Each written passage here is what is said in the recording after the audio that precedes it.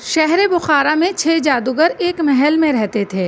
ان کی بلی جیسی آنکھیں تھیں، اس لیے وہ رات کے اندھیرے میں بھی دیکھ سکتے تھے۔ ان کا محل شہر بخارا کے درمیان میں واقع تھا۔ شہر کے رہنے والے لوگ بے حد ملنسار، نیک دل اور خوش اخلاق تھے، لیکن ان بدبخت جادوگروں کے آنے کے بعد شہر میں خوف و ہراس کی فضا طاری ہو گئی۔ ہر شخص اپنی جگہ بے حد ڈرا ہوا، پریشان اور سہما سہما سا تھا۔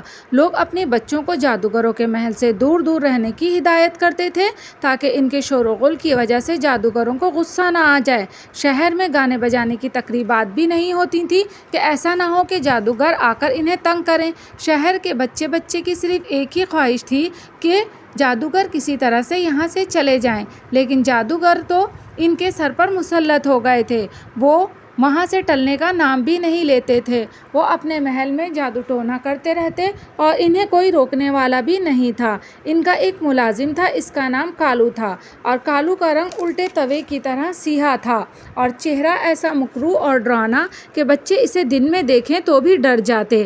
کالو ان جادوگروں کے گھر بہت دن سے ملازم تھا۔ ایک دن غلطی سے کالو نے حلوے میں شکر کی جگہ نمک ڈال دیا۔ جادوگروں کو نمکین حلوہ بالکل پسند نہیں تھا۔ 6 کے 6 جادوگر غصے سے پاگل ہو گئے اور لگے چیخنے چلانے۔ ایک جادوگر بولا اسے مکے مارو، ایک جادوگر بولا اسے تھپڑ مارو، اور ایک جادوگر بولا اسے ٹھڈے مارو۔ سب جادوگروں نے اسے تھپڑ مارے، پھر چھڑیوں سے پیٹا۔ کالو یہ مار بھی سہ گیا، اور اس کے بعد جب اسے ٹھڈے مارے تو وہ درد برداشت نہ کر سکا اور چیخنے چلانے لگا۔ اس نے حلوے کی پلیٹیں اٹھا کر جادوگروں کے سروں پر دے ماری۔ حلوہ جادوگروں کی آنکھوں اور منہ میں بھر گیا۔ گرما گرم حلوے سے ان کی آنکھیں بند ہو گئیں۔ وہ چیخنے لگے، ساتھ ہی ساتھ وہ اپنی آنکھیں بھی صاف کرتے جاتے۔ کالو نے موقع سے فائدہ اٹھایا۔ وہ چھلانگ مار کر کمرے سے باہر نکلا اور کسی جگہ چھپ گیا۔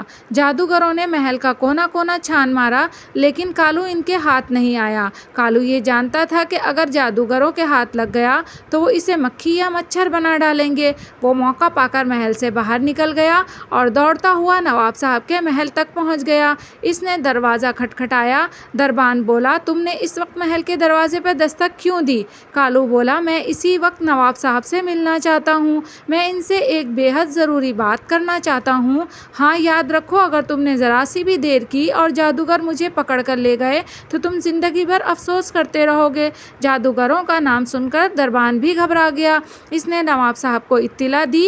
نواب صاحب نے جھروکے میں آ کر کہا، کیا بات ہے؟ تم کون ہو اور تم نے اس وقت ہمارے آرام میں خلل کیوں ڈالا؟ کالو بولا، سرکار، میرا نام کالو ہے، میں جادوگروں کا پرانا نوکر ہوں۔ میں آج ان کے محل سے فرار ہو کر آپ کی خدمت میں حاضر ہوا ہوں۔ حضور، ایک بے حد ضروری بات آپ کے کان میں ڈالنا چاہتا ہوں۔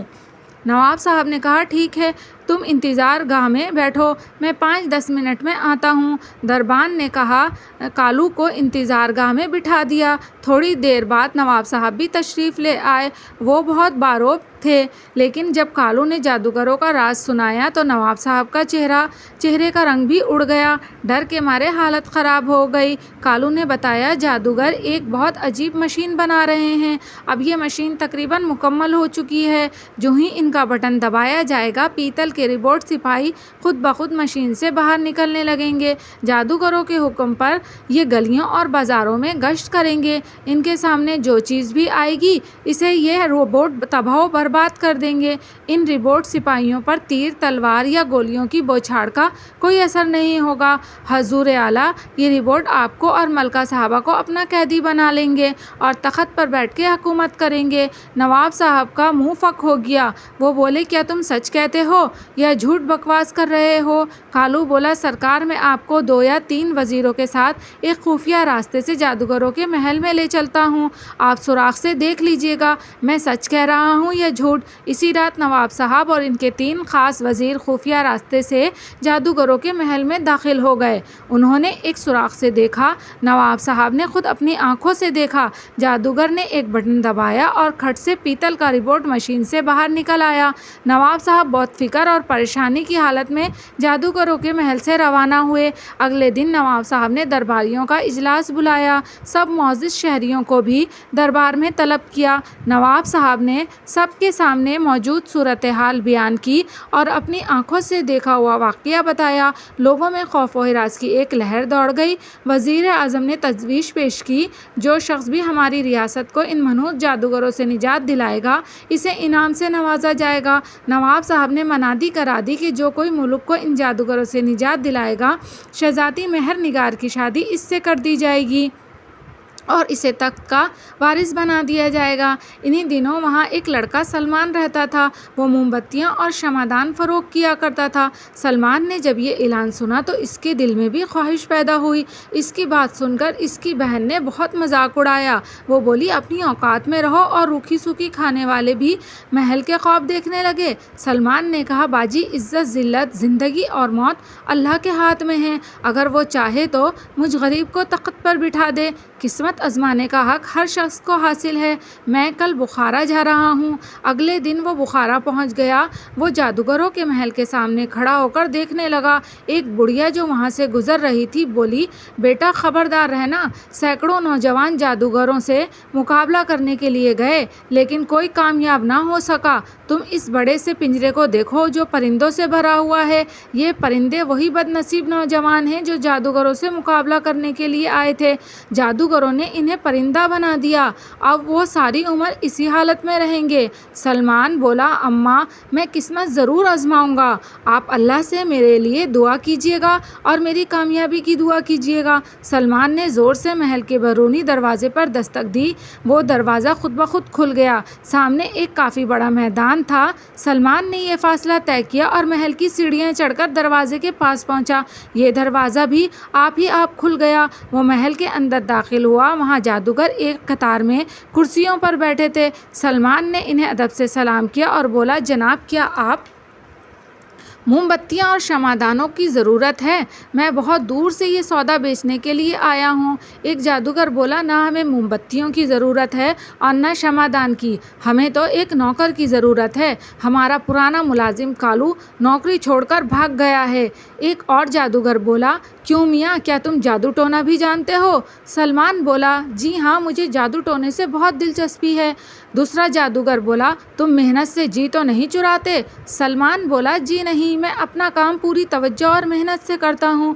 تیسرا جادوگر بولا، تو تم ہماری ملازمت کر سکتے ہو؟ سلمان نے کہا، جی میں صرف ان لوگوں کی ملازمت کرتا ہوں جو بہت ہوشیار اور زبردست ہوں۔ میں فضول اور نکمے لوگوں کی نوکری نہیں کیا کرتا۔ اگر آپ مجھے ملازم رکھنا چاہتے ہیں تو پہلے میں آپ لوگوں کو آزما کر دیکھوں گا کہ آپ اس قابل ہیں کہ میں آپ کی ملازمت کر سکوں۔ ایک جادوگر غصے سے پھٹ پڑا، دیکھو اسے چھوکرے کی بدتمیزی، یہ بھی خوب رہی کہ ہم اسے ثبوت پیش کریں کہ ہم اعلیٰ درجے کے جادوگر ہیں یا نہیں۔ ایک اور جادوگر بولا، زبردست اور طاقتور لوگوں کی ملازمت میں رہ کر اس کا دماغ خراب ہو گیا ہے۔ تیسرا جادوگر بولا، اگر ہم ثابت کر دیں کہ ہم اعلیٰ درجے کے جادوگر ہیں تو یہ ہمارے سامنے دم بھی نہیں مار سکے گا اور ہمارے ہر حکم کو بجا لائے گا۔ سلمان بولا، اچھا تو اپنا کوئی جادوئی کمال مجھے دکھاؤ۔ سب جادوگر ہنسنے لگے۔ انہوں نے اس سے پہلے ایسا دلیر جوان نہیں دیکھا تھا۔ ایک جادوگر بہت بہتر، اب ہم تمہیں دکھائیں گے کہ کیا ہم کر سکتے ہیں۔ وہ سلمان کو ڈرانا چاہتے تھے کہ اسے اپنے الفاظ پر افسوس ہو، لیکن اسے ڈرانا بھی بہت مشکل کام تھا۔